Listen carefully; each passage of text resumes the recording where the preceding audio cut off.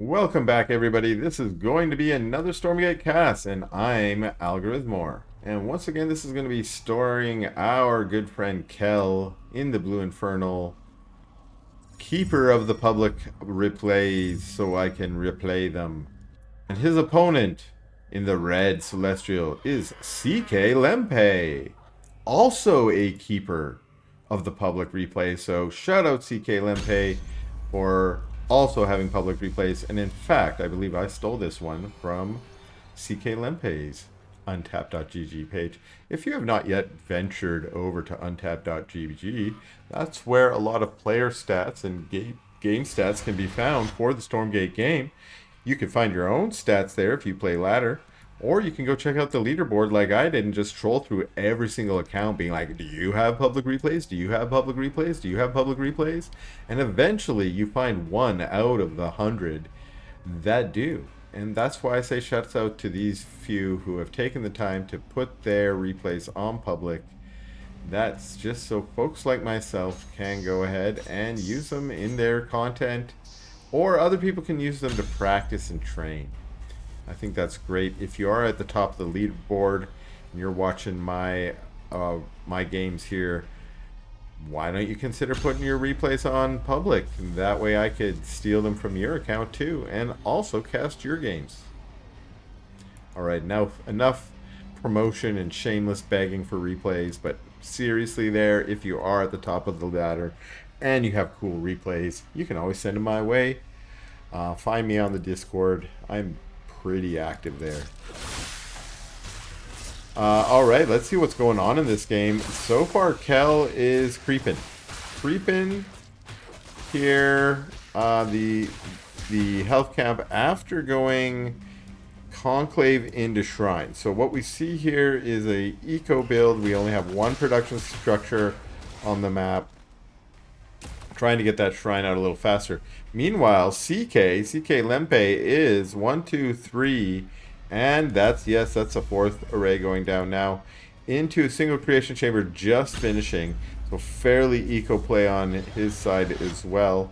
We can call that 2 fully mining bases as this array finishes, as every array is worth half of a fully saturated base.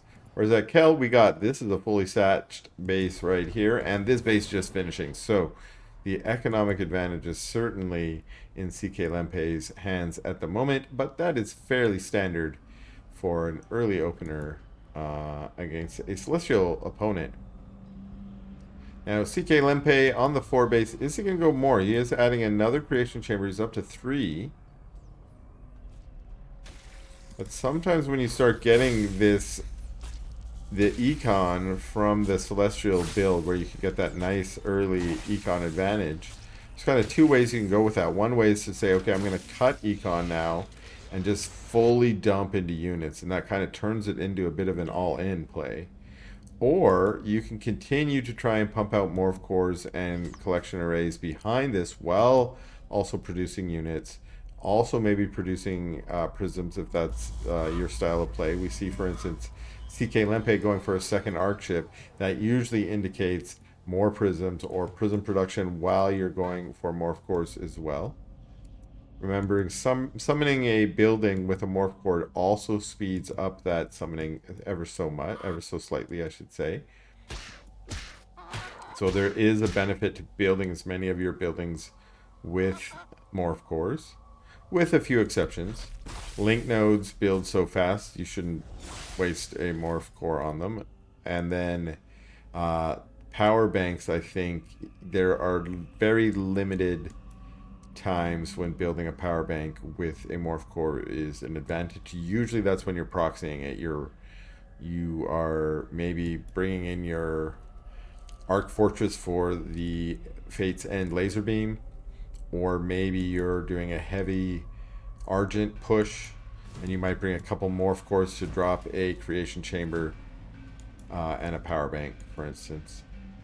Well, we see Argent's out on the map now, and they're spotted by the vision cap, of course, and so we're seeing Kel come down to try and be aggressive, but I don't know if I like that. Argent's, they were all powered up. Ooh, a huge Nightfall infestation, but a Purify to cancel it, so very nice control for both of them there, actually.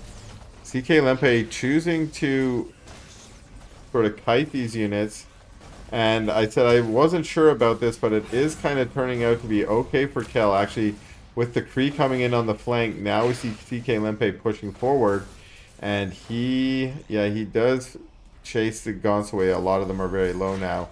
Even though there's low energy on these Argents, there's still a threat to this Gaunt force.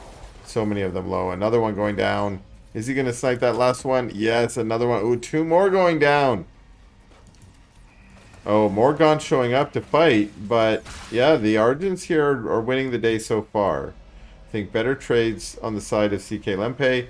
And he's got 54 supply to 31 now, which is a fairly big advantage. Little imp here. Scout imp will call him, but we know what his business is. He's like, I'm here for Shroudy Stones. Now that's an interesting choice here, given that he had just lost some bases and these Argents are still out of the map. I don't, you know. It gets a cancel. So that's at least saves the resources there.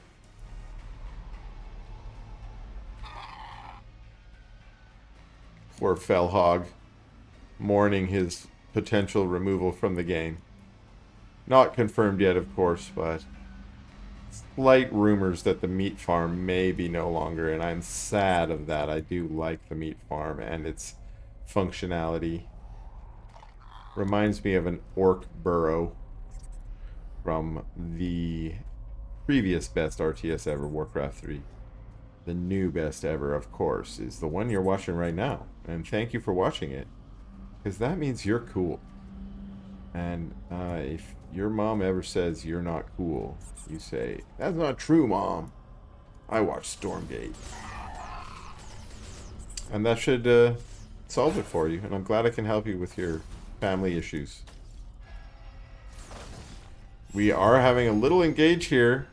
It's Argents plus Cabals. The 2 Kree went to go steal the health camp, but I think it just respawned, so no one's got it at the moment.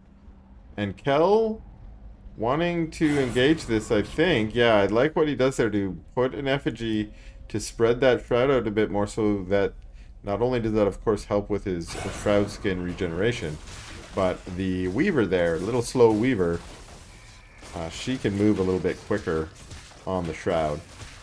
Taking out his health camp, as I said, it had respawned, and cklempay had decided, okay, I'm not going to be aggressive anymore.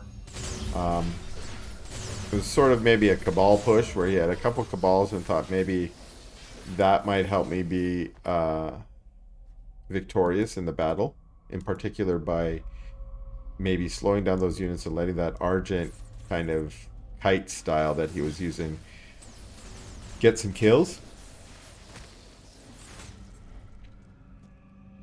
Now, one thing you can do with your Cabals is you can turn it on and off, of course, the autocast on their debilitate. We saw it being used on the creeps there. Sometimes you might not want to use it on the creeps. Depends on the creeps, depends on where you are in the game. But you might want to preserve your energy to fight against your opponent, or to use gravity fluxes. See, again, we see some debilitates going down. I'm not particularly sad about it on these creeps, because these creeps hit heavy, and that actually is part of your kit here, your arsenal, to help fight them off. It's interesting we see a scythe being added here. I think scythes have not been the tech choice in the current meta. It's been more sabers. Scythes, of course, dominating the meta a few patches ago before their change. Oh, here it comes. Arc Fortress, baby. Dear Kel, I hear you want a new home. Allow me to remodel it for you with my laser beam. Bomb gone. Okay, so the Gaunts try and come in and deal with the Arc Fortress, springing up above, but now we see the Cabals come in saying, hey, Weavers, I heard you want to fly.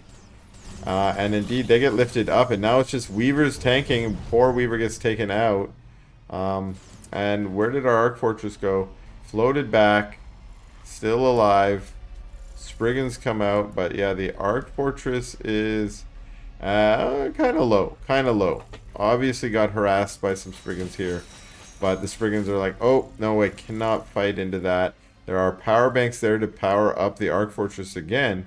So all it has to do is heal itself up, which it is healing so rapidly.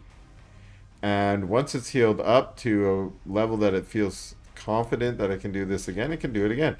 Archangels being added. Very nice. From cklempay.